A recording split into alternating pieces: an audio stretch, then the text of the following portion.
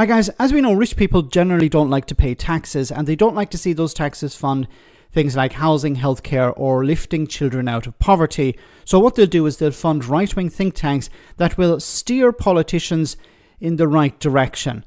Now, Mark Littlewood, who used to be a member of the IEA, a right-wing think tank that's about abolishing the NHS and doesn't disclose its funding, was on the Ben Kentish show selling the idea that there is an alternative way to lift children out of poverty. Have a listen. Mark Littlewood joins me to talk about all of this, Director of Popular Conservatives, a mainstream right-wing group within the Conservative Party. Mark, great to have you on the show. Why is this such a terrible move, according to the Conservative Party and a lot of their supporters in the press?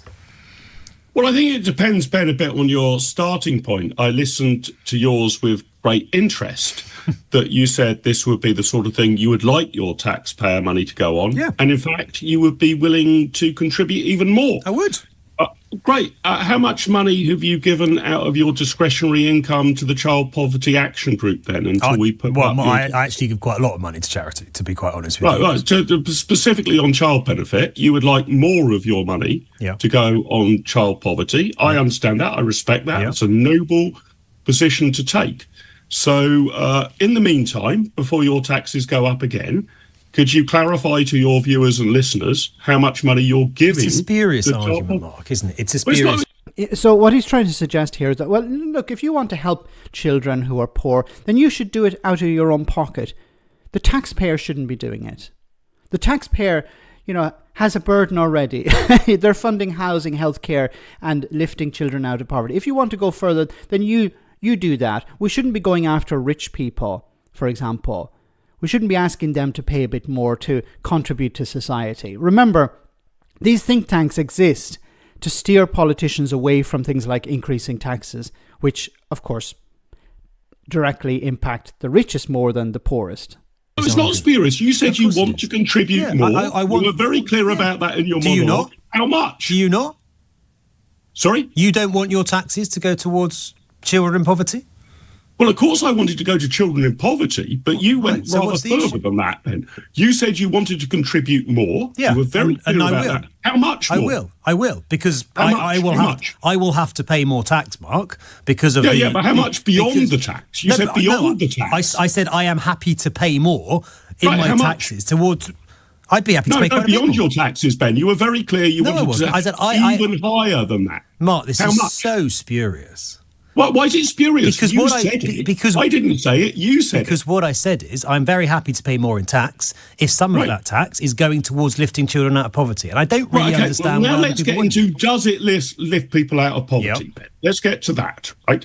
So do we think that taking your tax and whatever now non-disclosed contribution you're willing to make beyond that, in order to transfer that to people with kids, all kids, by the way, this will go to millionaires who've got kids, not just poor people who've got kids. Not many millionaires claiming universal credit, though, Mark. No, okay, but you're right. Rich people with kids. Do we think... Sorry, rich people are not claiming universal credit. What he's trying to sell here is child benefit, but it's not about child benefit. It's about the two-child benefit cap for people on universal credit. Child benefit is something completely different. Now, either Mark Littlewood doesn't understand this, or what he's trying to do is muddy the waters. And I think it's more the latter. Because remember, the IEA, I believe, was advising Liz Truss.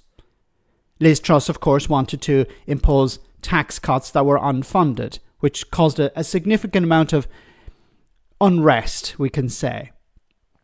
So remember, what they're trying to do is trying to sell people the idea that, look, they don't want to be transparent because he's from the IEA, but he also doesn't want to be clear. He's trying to mix child benefit with the two-child benefit cap, which are completely separate.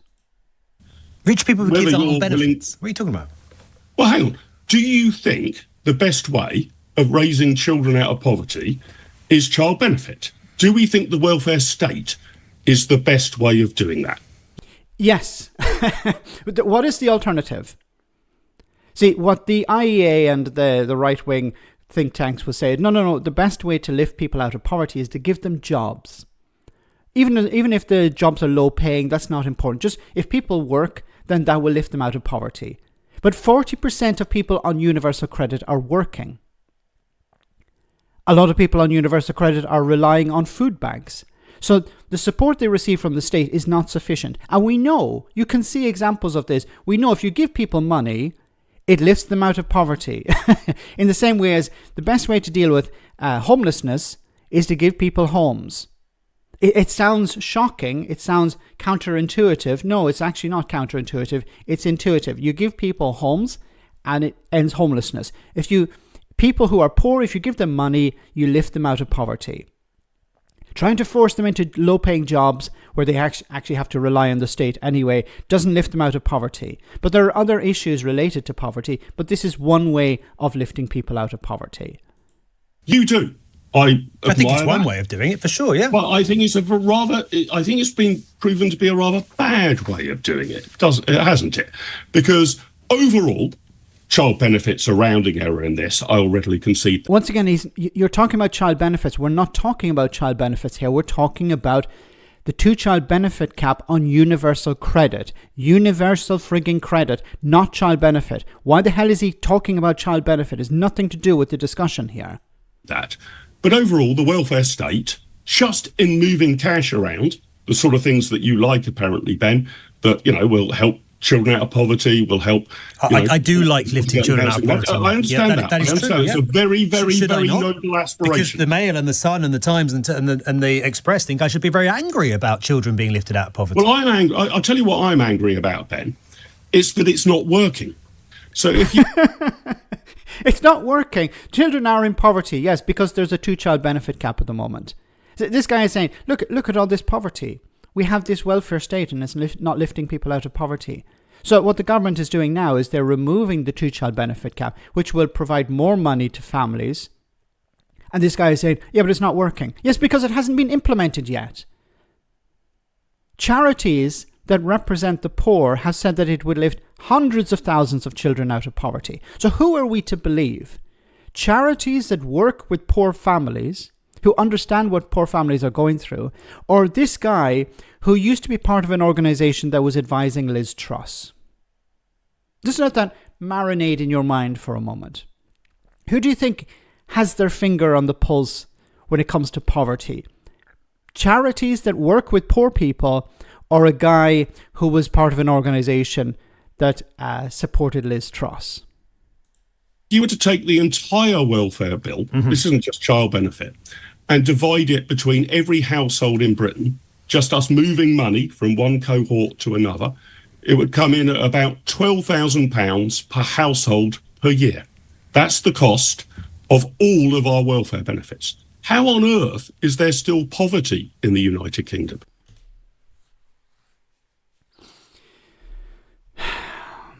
This is what I'm talking about.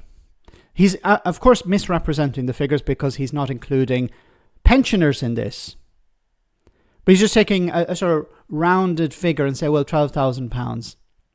And how can people be living in poverty if they're receiving just £1,000 a month? The people don't receive £12,000 a year. They are supported in some cases up to that. Not everyone is getting £12,000 a year, but they're receiving. So some of it goes to cover housing, some of it goes to cover children, some of it goes to cover other expenses that people have. Some people are disabled. Some people. He's talking about benefits in general, the welfare bill in general, and of course excluding pensioners. But what he's trying to do is suggest, well, if you can't live on £12,000, £12,000 a year is. This guy would not live on £12,000 a year. This is what I talk about when I say about politicians claiming that, well, the minimum wage is too high. Would you work for the minimum wage? Would Nigel Farage work for the minimum wage? Of course he wouldn't. Maybe he should be forced onto the minimum wage for a couple of years, and then he realised, actually, yes, this is not something that I would support. Such a low wage, or a cut to it even. You have these people who are in extremely privileged positions telling the poor, hey, you actually have it quite good. Remember, he's taking a rounded figure here. A lot of people are on less than that. They're not receiving the support they need to be out of poverty. The right-wing think tanks will look and say, hey, the government have a welfare state. It's not lifting people out of poverty, so we need to dump it. The best way, and He didn't say it in this interview, but the best way they will provide as an answer is, we need to cut taxes. Because if we cut taxes, people have more money in their pockets. Yes, if you are on minimum wage and you cut taxes, you're going to have a little bit more money, not a lot. But if you are extremely wealthy, extremely rich, and you cut taxes, then you're very well off. You benefit a great deal. This is what these right-wing think tanks exist for. To convince poor people that poorer people are actually well off, and that rich people are creating all this wealth, creating all this extra cash for the state, and they need a break. You know, they have been carrying so much on their shoulders. We need to cut taxes for them so that they can take a breather. It's pathetic. I'll leave you a link in the description of this video to the whole interview. I do recommend watching it. Although you should have blood pressure tablets at hand, because this guy is extremely frustrating. Ghoulish behavior. This idea that it's wrong to give a family a bit more cash in order to lift them out of poverty because, well, there's some alternative that would work. Let me know in the comment section, guys, what you think, and I'll see you in the next video.